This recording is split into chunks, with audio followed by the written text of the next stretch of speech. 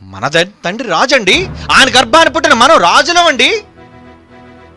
మరి రాజకీయ గుణం, రాజకీయ జ్ఞానం ఇవి నీ దగ్గర ఉన్నాయా?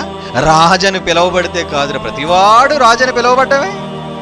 నేను రాజను నువ్వు డప్పు కొట్టుకోవడం కాదు, రాజు అవ్వడానికి. ఏమండి, ఒకరోజు రాజులుగా మారడానికి వాళ్ళు పండితులతో పాటు వెళ్ళి చిన్ననాటి నుంచి కందమూలాలు తినుకుంటూ ఆశ్రమాల్లో వాళ్ళ జ్ఞానాన్ని నేర్చుకుని, చదువుకొని, గురువు దగ్గర పాఠాలు నేర్చుకొని, అన్ని విద్యలు నేర్చుకున్న తర్వాత కదండి వాళ్ళు రాజులుగా అయ్యారు. అవునా కాదా? ఈవెన్ మోషే కూడా సకల విద్యలందు అభ్యాసం కలిగిన వాడండి. ఏ అభ్యాసం లేకుండా నువ్వు పేరు మాత్రం రాజు అని చెప్పేసుకుంటే ఎలా? రాజు అవ్వడానికి దేవుడు అర్హతనివ్వాలి. కింగ్ జాన్సన్ విక్టర్ అన్నాడంటే దేవుడానికి అర్హత ఇచ్చాడు. రాజు ప్రపంచ జ్ఞానాన్ని పాటలతో ఏలే రాజు, ఆయన కింగ్ అని పిలువబడ్డాడంటే అర్థం ఉంది. నువ్వెందుకు కింగ్ అని పెట్టించుకున్నావు?